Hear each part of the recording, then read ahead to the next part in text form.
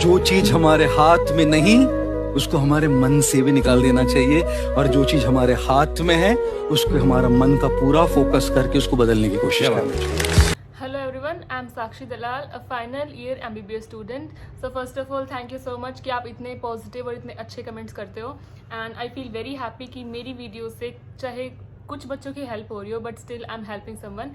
और उससे ज़्यादा अच्छी बात मुझे ये लगी कि लाइक कुछ जो स्टूडेंट्स होते हैं वो ये पूछते हैं कि ऑर्गेनिक कहाँ से करें, इनऑर्गेनिक कहाँ से करें, और उसमें आपके ही कॉम्पिटिटर्स आपको ये बता रहे हैं कि यहाँ से इनऑर्गेनिक करो, यहाँ से ऑर्गेनिक करो। मतलब मुझे बहुत अच्छा लगा ये बात, क्योंकि आप कई लोग ऐसे हैं जो ऐसे सोचते हैं कि नहीं मैं नहीं बताऊंगा वरना इसको भी आ जाएगा उसको भी आ जाएगा।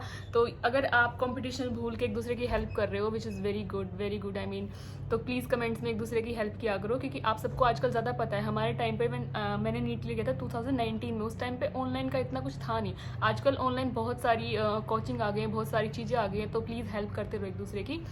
एंड मोस्ट ऑफ स्टोरीज जो होती है ना वो ये होती है कि लाइक अप्रैल में we are scoring 400 marks 500 marks, and मई में जाके we finally score 600 plus. But मेरी स्टोरी थोड़ी सी डिफरेंट है। मैंने मेरे साथ उल्टा हुआ था।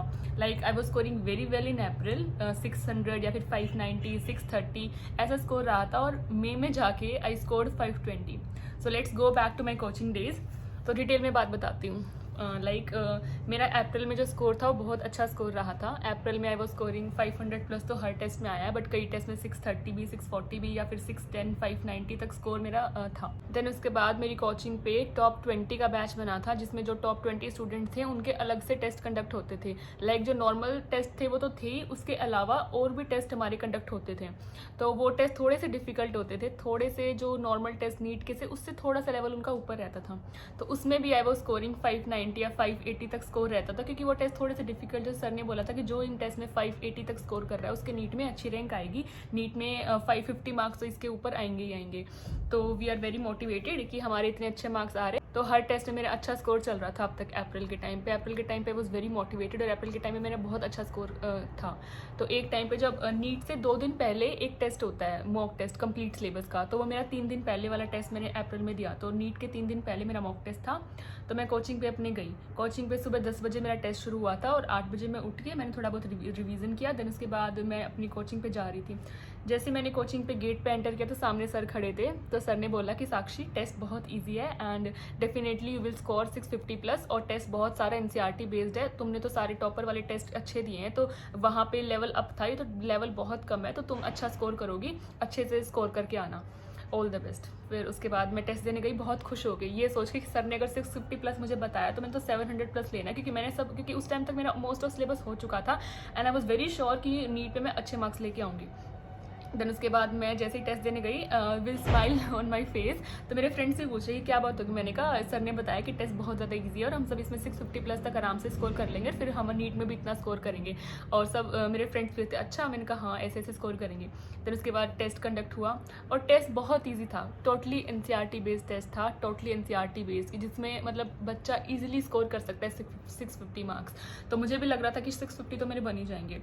और उसके बाद मैं बहुत खुशी आई अपने रूम से निकल के टेस्ट वाले। देन उसके बाद नीचे आंसर की लगी हुई थी, और जैसे कि ये इधर आंसर की का वो लगा हुआ था, और उसके बाद इधर खड़ी होकर मैं आंसर की मैच कर रही थी। तो जैसे मैंने आंसर की मैच करी, आई वॉज शॉक्ड। मुझे आज तक याद है वो दिन, मैं आंसर की जैसे मैच कर रही, मैंने देखा बायो में मेरे लगातार 6 क्वेश्चन गलत, और उसके बाद आगे 6 क्वेश्चन गलत। मैंने इतनी ज़्यादा सिली मिस्टेक्स करी उस टेस्ट में, बहुत ज़्यादा सिली मिस्टेक्स करी कि आई स्कोर्ड 520 मार्क्स, और उधर खड़े आई वॉज शॉक्ड। मतलब कि ये कैसे हो गया, मतलब क्योंकि मैंने एक्सपेक्टेशन इतनी ज़्यादा रख ली थी ना कि 700 मार्क्स आने थे, और मैंने इतनी ज़्यादा सिली मिस्टेक्स उस टाइम पे कर दी। और जो बच्चा अब तक स्कोर कर रहा था 600 प्लस, जो 620, और जिसका भी एम हो गया था कि नहीं 650 700 स्कोर लेके आना है, अचानक से 2 दिन पहले नीट के आपके आ रहे 520 मार्क्स। और मुझे ये बात अंदर से वो होते हैं ना, हजम ही नहीं हो रही थी कि मेरे इतने कम मार्क्स कैसे आ सकते हैं, मतलब how can I score this low. Then उसके बाद मैं डाउट रूम में गई। डाउट रूम में जाने के बाद सामने मेरे सर बैठे थे, तो सर के पास एक बच्चा और बैठा था डाउट लेने। तो सर ने पहले दोनों से मार्क्स पूछे, और वो जो स्टूडेंट था वो टॉपर बैच में भी नहीं था। सर वॉज एक्सपेक्टिंग कि इसके कम मार्क्स आएंगे और मेरे जो होंगे वो ज़्यादा मार्क्स होंगे। तो सर ने मार्क्स पूछे एंड ही रिप्लाइड कि ही स्कोर्ड 590। तो ये बात सुन के तो मुझे और ज़्यादा शौक लगा कि मैं टॉपर बैच में होके भी I was scoring this low. तो उसके बाद सर ने जैसे ही मुझसे पूछा कि साक्षी तेरा कितना स्कोर रहा है, मैं लिटरली, मुझे आज भी वो दिन याद है, पूरा डाउट रूम भरा हुआ था और मैं वहाँ पे रोने लग गई। फिर सर ने पूछा क्या बात होगी साक्षी, रो क्यों रही है?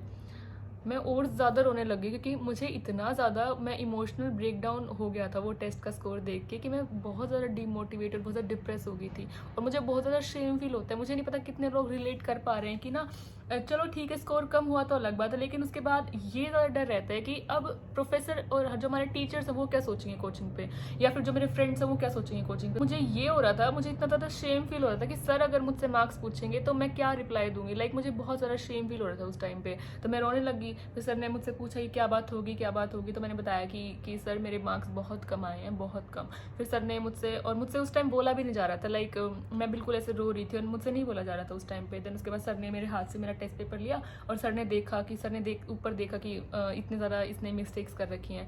फिर सर ने बोला अच्छा इतने मार्क्स आए हैं तेरे। मैंने कहा यस सर।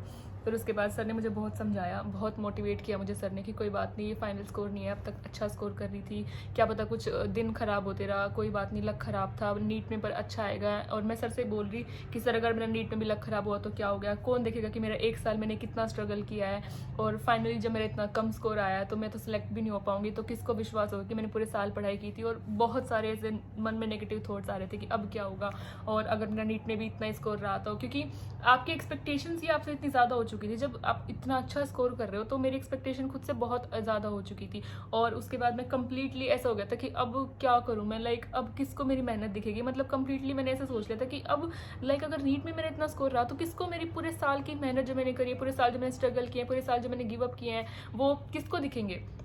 फिर सर ने मुझे बहुत समझाया। सर ने मतलब ना लिटरली ऐसे बता रही हूँ कि सर ने बिल्कुल एक एक क्वेश्चन का एनालिसिस किया वहाँ पे बैठ के कि देख तूने इसमें इतनी सिली मिस्टेक की है, तुझे आता तो था ही, नीट में मत करना, तो शायद तेरा माइंड आज अच्छा नहीं हो, इसी से सुबह लड़ाई करके सुबह की तेरा मूड अच्छा है। मैंने बोला नहीं, मेरा मूड भी अच्छा था और मेरी किसी से लड़ाई भी नहीं हुई और मेरा माइंड सेट भी अच्छा था आज, पर पता नहीं मैंने इतनी क्यों सिली मिस्टेक्स की। फिर सर ने बताया, फिर सर ने मुझे बहुत समझाया, फिर सर ने काफ़ी टाइम लगाया, बट स्टिल मैं थोड़ा सा अच्छा फील करके वहाँ से आई, सारे डाउट्स वाउट्स लेके आई। फिर घर पे आई तो फिर जाती मम्मा ने पूछा कि कितने मार्क्स आए हैं तेरे, और उनके सामने भी ऐसा होगा कि 520 मार्क्स आए हैं। तो दोनों पेरेंट्स बैठ के ऐसे कि ऐसे कर रहे कि इतना कम मार्क्स कैसे आ गए, क्या बात होगी साक्षी, क्या बात होगी। एंड आई वाज लाइक कि मुझसे मत पूछो अब क्या बात होगी, क्योंकि मैं कोचिंग में बहुत ज़्यादा रो के आई हूँ और कोचिंग में बहुत ज़्यादा मोटिवेट होकर आई थी। तो मैंने फिर घर पे बोला कोई बात नहीं, जो हो गया वो हो गया, लेकिन अब नीट में मुझे अच्छा करना है। उसके बाद मैंने पूरी NCERT रिवाइज़ करी 2 दिन में और जो फॉर्मूले थे वो रिवाइज़ किए। तो मैं सिर्फ ये बता रही हूँ कि मॉक टेस्ट से आप कभी भी मॉक टेस्ट के मार्क्स से आप डीमोटिवेट होकर ना बैठे, क्योंकि मेरा मॉक टेस्ट के, मैंने बताया ना लास्ट का जो मॉक टेस्ट था नीट से 3 दिन पहले, जो कि बिल्कुल एक रियल स्टोरी, मेरे 520 स्कोर आ गया था जो मैं इतना अच्छा स्कोर कर रही थी।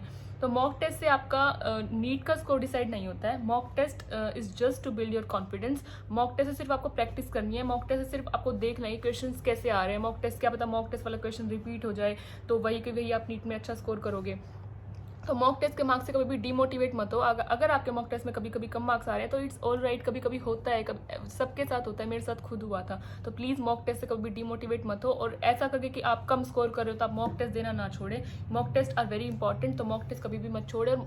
लास्ट के दिनों में अब जितने भी दिन बचे ना, हर दिन एक मॉक टेस्ट दो और कभी भी डीमोटिवेट मत हो, क्योंकि मैंने तो बताया ना कि मेरे मॉक टेस्ट में अगर मैं उस टाइम ये मान लेती ना कि मेरे मॉक टेस्ट में इतना स्कोर आएगा तो शायद आज मैं आपके सामने बता नहीं रही होती। तो मैं सिर्फ इसलिए बता रही हूँ स्टोरी ताकि आप अपने मॉक टेस्ट से डिमोटिवेट ना हो। तो please keep studying and keep shining. All the best.